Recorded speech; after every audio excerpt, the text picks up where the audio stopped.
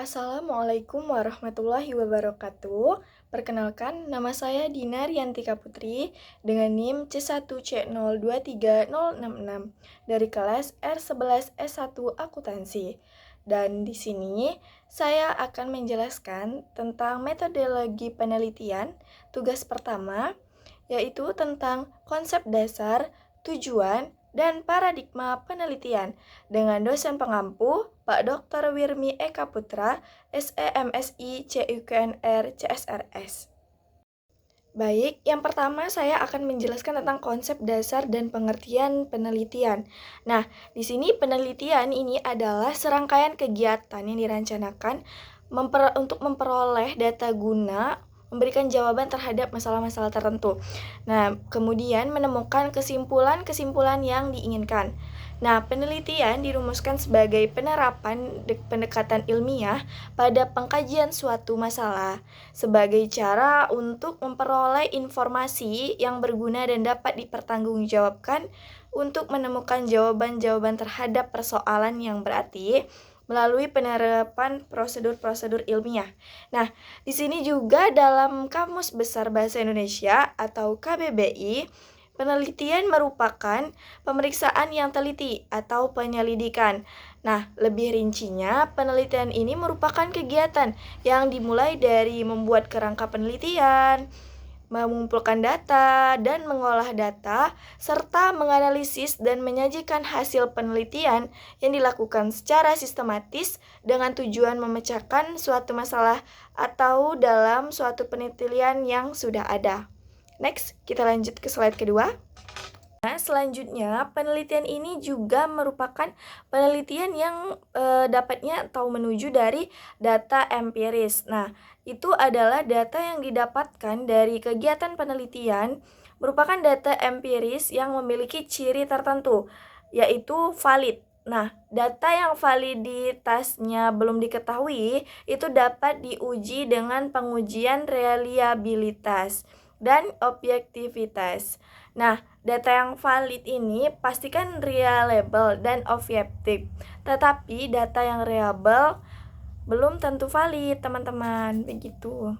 Selanjutnya kita akan membahas tentang jenis penelitian. Nah, di sini ada dua jenis penelitian, yaitu yang pertama itu ada jenis penelitian berdasarkan tujuannya.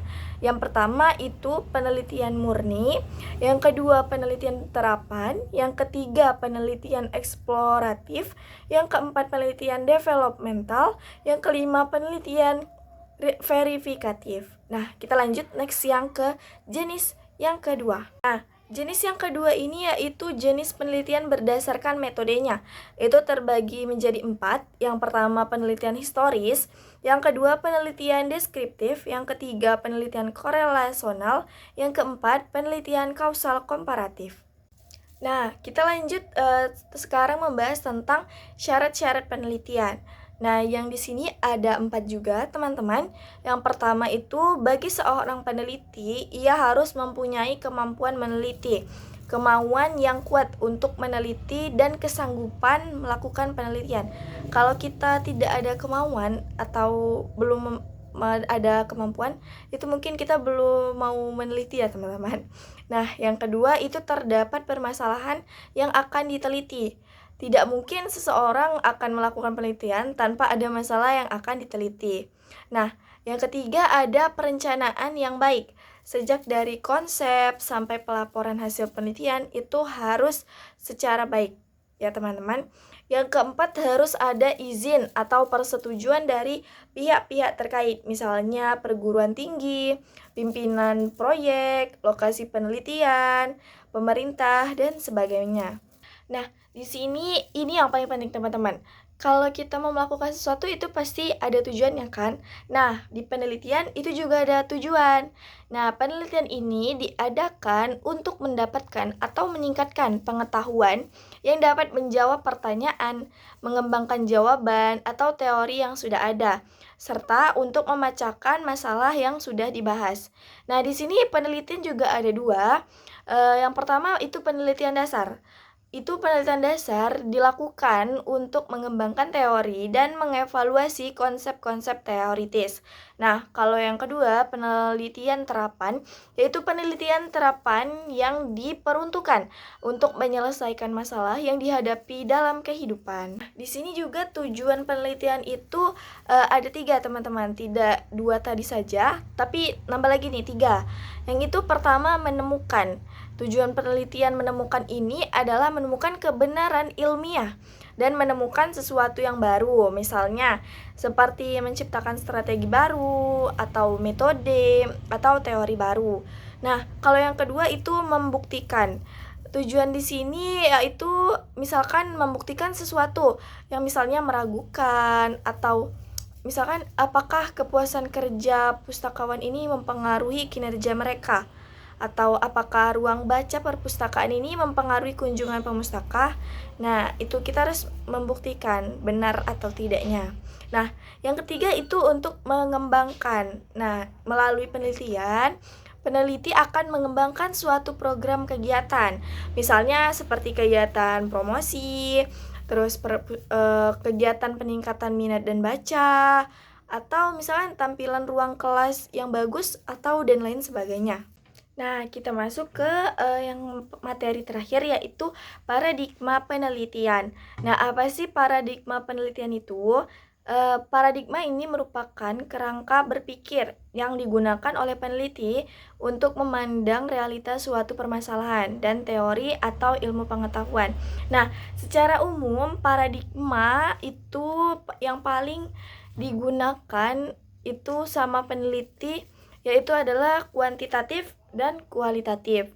Nah, tapi selain kedua paradigma tersebut, ada pula beberapa paradigma penelitian lainnya yang mendasari beberapa paradigma tersebut, antara lain mungkin paradigma positivisme, paradigma konstruktivisme, paradigma pragmatisme, paradigma subjektivisme, dan paradigma kritis, dan lain-lain.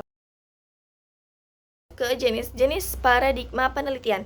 Yang pertama ada paradigma penelitian kuantitatif. Yang sudah tadi saya jelaskan, cuman saya lebih ringkas lagi dalam hal ini, yaitu paradigma penelitian kuantitatif merupakan paradigma yang dilandasi dari filsafat positivisme yang tidak mengakui adanya unsur teologi dan metafisik. Nah, yang kedua ada paradigma penelitian kualitatif, yaitu paradigma yang memiliki pandangan yang didasari oleh pemikiran atau doktrin yang dimiliki oleh individu tersebut, sehingga tidak hanya dipandang secara tunggal, namun di dalam terdapat aspek, unsur, dan hal lain yang membentuk perilaku. Yang ketiga ada positivisme. Nah, paradigma ini mendasari pada hukum dan juga prosedur baku dan tunggal di mana ilmu pengetahuan tersebut dianggap deduktif, dan juga dalam penelitian tersebut melibatkan berbagai variabel yang di dalamnya. Nah, paradigma penelitian ini juga menjadi cikal bakal paradigma penelitian kuantitatif. Nah, jadi positivisme ini akan mengarah ke kuantitatif juga ya teman-teman. Lanjut yang keempat, yaitu konstruktivisme. Nah, paradigma ini yaitu merupakan kebalikan dari paradigma penelitian positivisme. Yang kelima ada pragmatisme, yaitu paradigma penelitian ini merupakan yang menilai bahwa suatu fakta itu suatu realitas dari fenomena tidak selalu tetap. Artinya, fakta atau realitas itu bisa berubah setiap saat. Nah, yang keenam ada subjektivitas, di mana paradigma ini memiliki fokus utama, yaitu pandangan dari peneliti itu sendiri. Di dalam paradigma subjektivitas mempercayai bahwa pandangan dan juga interpretasi peneliti merupakan faktor penting di dalam suatu penelitian. Nah, yang ketujuh yaitu paradigma kritis. Itu paradigma yang terjadi merupakan hasil dari sistem yang sudah dikonstruksi. Nah, artinya sebuah peristiwa atau fenomena yang terjadi sudah melalui kontrol oleh pihak maupun kelompok yang berkuasa. Baik, itulah tadi penjelasan dari saya tentang konsep dasar, tujuan, dan paradigma penelitian. Nah, dapat disimpulkan bahwa penelitian merupakan kegiatan yang dimulai dari membuat kerangka penelitian, mengumpulkan data, mengolah data, menganalisis, dan menyajikan hasil penelitian yang dilakukan secara sistematis dengan tujuan memecahkan suatu masalah atau mengembangkan suatu penelitian yang sudah ada. Nah, data yang didapatkan dari kegiatan penelitian merupakan data empiris yang memiliki ciri tertentu yaitu valid. Nah, jika data yang terkumpul ini reliable dan objektif, maka kemungkinan besar data tersebut akan valid. Nah, penelitian ini diadakan untuk mendapatkan atau meningkatkan, mengembangkan jawaban atau teori yang sudah ada, serta untuk memecahkan masalah yang dibahas. Secara umum, pengertian paradigma adalah kerangka berpikir dalam penelitian yang menjelaskan secara pandang peneliti terhadap fakta kehidupan dan perlakuan peneliti terhadap teori atau ilmu. Baiklah, sekian presentasi saya tentang konsep dasar, tujuan, dan paradigma penelitian pada hari ini. Semoga dapat bermanfaat bagi teman-teman semua. Semoga dapat dipahami lebih baik. Mohon maaf apabila ada kesalahan baik kata maupun perilaku. Saya mohon maaf. Wabillahi taufik wal hidayah. Wassalamualaikum warahmatullahi wabarakatuh.